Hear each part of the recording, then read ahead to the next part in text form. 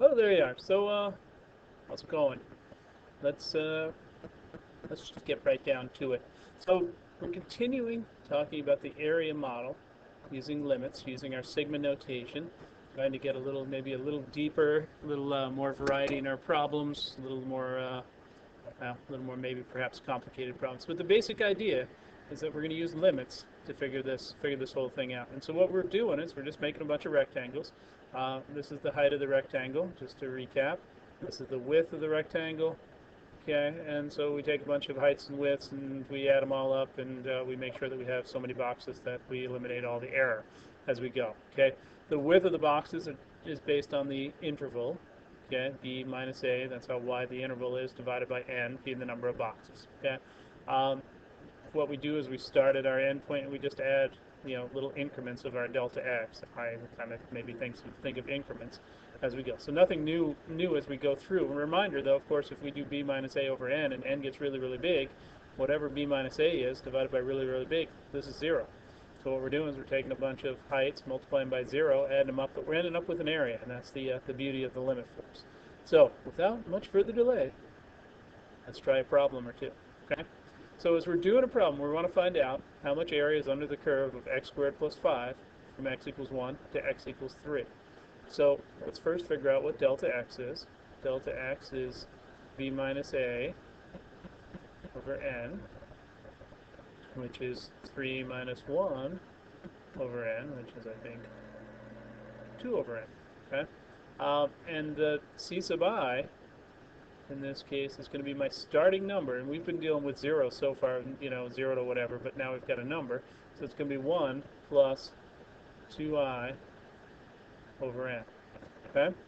So those are the things that we need to get us to started with. And area, as we said on the previous screen, and I should just copied it, but limit as n approaches infinity of the sum from I equals 1 to n of the f of c sub I times delta x. Okay?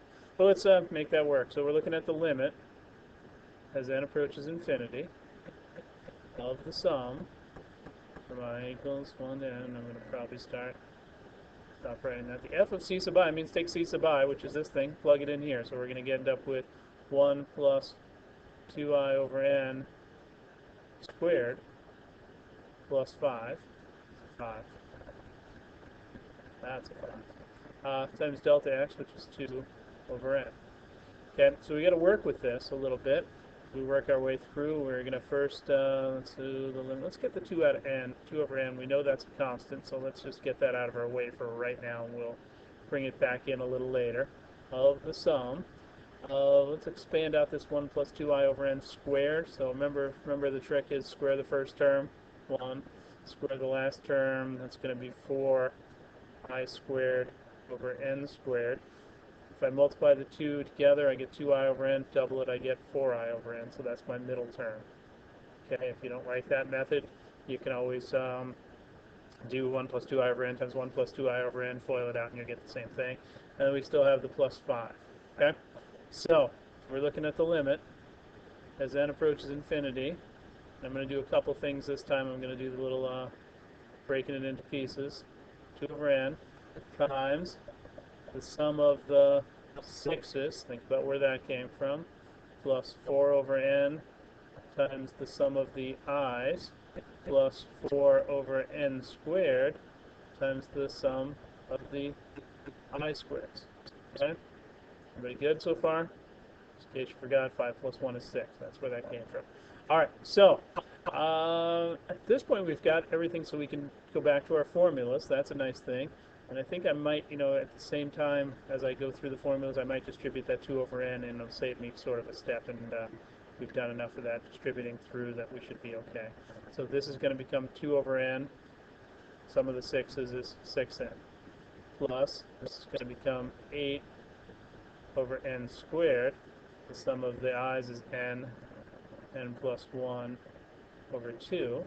And the last one's going to become 8 over n cubed, n, that's awful, n plus 1 over 2n plus 1 times doing, yeah, what I'm saying, what I'm writing, not what I'm saying.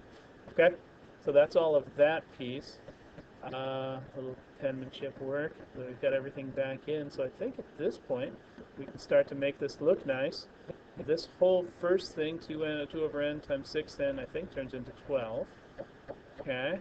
Let's see, we can drop an n there with an n there. That's nice. We can drop an n there, or not an n. We can make that 4. I don't know if this will help us any, but we can make this 4 over 3. We can drop one of those n's out of there. Okay. So we got 12 for the first term, so we know we've at least got 12 units under there. And then this turns into what? 4n plus 4 over n.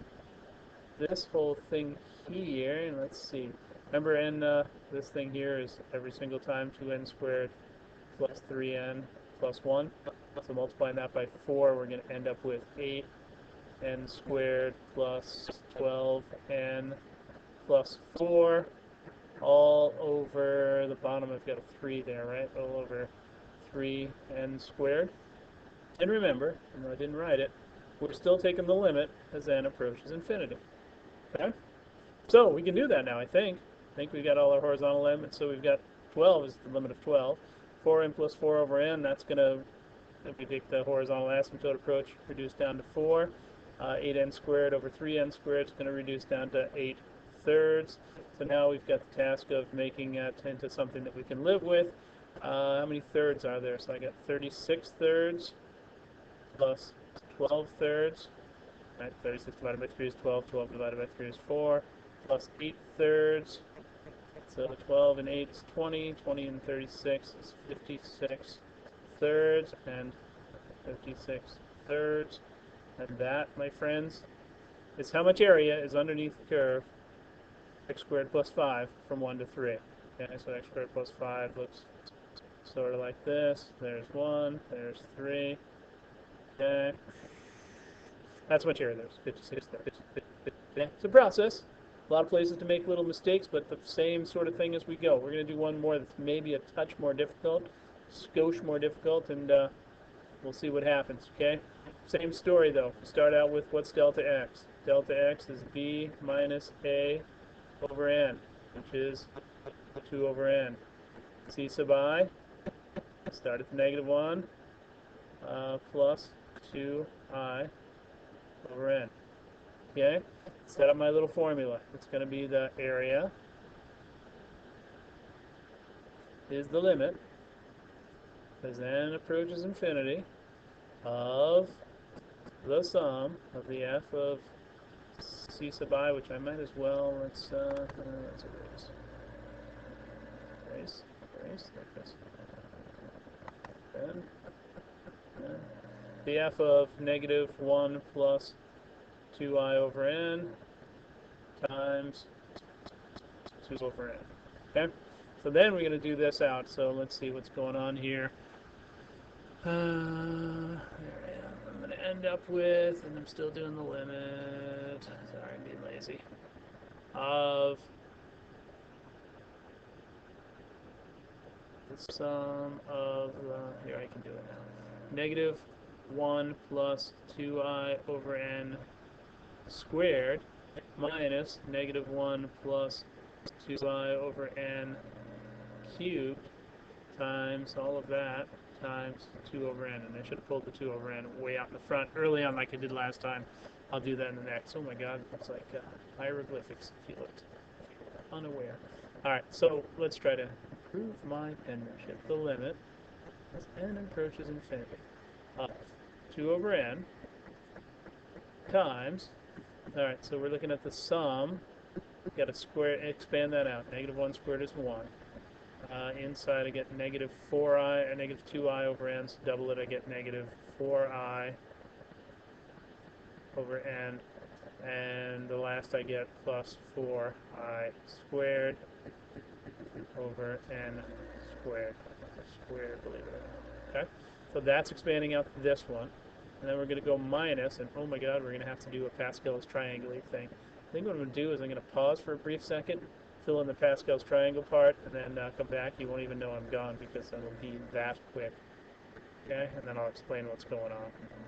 Alright, so All right, and we're back. So what I did was I broke out Pascal's triangle because I'm doing something cubed. So again, remember you third row of Pascal's triangle, 1, 3, 3, 1. And then I take my first term, which in this case is -1, I cube it, then I square it, then I once it. And then I take the back term, 2i over n, and I cube it, then I square it, then I once it. And then I simplified all that. A -1 cubed is -1. 3, this -1 squared becomes positive, so that's out of the way, so I just get 6i over n. 2i squared is 4i. 4 times 3 is 12. It's negative, so I get that, and then the last is just that part. So I've carried that down. I close the bracket just to make whoever needs to close to happy. And so I've got the limit as n approaches infinity of 2 over n, and I've got some terms I can combine here. I've got 1 minus -1, which is 2. I've got -4i minus 6i, so that's going to be -10i over n. And I've got +4 plus another 12, so that's +16i squared over n squared, and then minus 8i cubed over n cubed. Okay? Okay? So there's that part. So then, the limit, and then approaches infinity. I'm going to do the formulas. I'm going to try to do like a massive swoop of simplification here. All right, so 2 over n times 2n minus 10 over n. No, actually, let's make that 20 over n squared, because I'm going to bring that 2 over n back in there, times the sum of the i's, which is n, times n plus 1 over 2. Oh, that's an n. That's really awful. What's that picture, for God's sake? N back. That's an n. I'm going to run out of room here, but so this is going to become 32 over n cubed. Sum of the n squareds is n. N plus 1, 2n plus 1 over 6 minus, I'm going to end up with 16 over n to the 4th times n squared times n plus 1 squared over 4. All right, so at this point, you should be able to do the simplification, the cancellation, and come up with an answer. So I'm going to leave it there for you to do the rest of this work as we go through, and we'll check in on that as we start class tomorrow. Does that make sense? Okay. So the process, really, you got to start off with the delta x and figure out what your delta x is, figure out what your c sub I is based on the differences. Now we've got to start with a -1. Yesterday everything was with a 0. Plug it in. Do the workout, and seriously take your time doing the workout. Don't try to shortcut steps, because there's so many little places to make little mistakes. Who knows? I'm pretty sure I've been trying to be error-free today, so I don't have to go back through and do the pink at it. But get yourself to the place where you've got everything in terms of like formulas. And I skipped that sort of formula step, but this is, the sum of the 2's, the sum of the i's, the sum of the I squareds, the sum of the I cubes. I kind of jumped there, but if you need that step in there, put that in there. When you get to this place where you've done all your formulas, cancel, simplify, and then take your limits using the sort of the horizontal asymptote rules. Okay? And we come up with a number that tells us how much area is under this curve between -1 and 1. And there you have it. So work through that last part. We'll talk tomorrow. Hopefully you picked something up today, and certainly we'll see you tomorrow. All right? So thanks for watching. Bye-bye.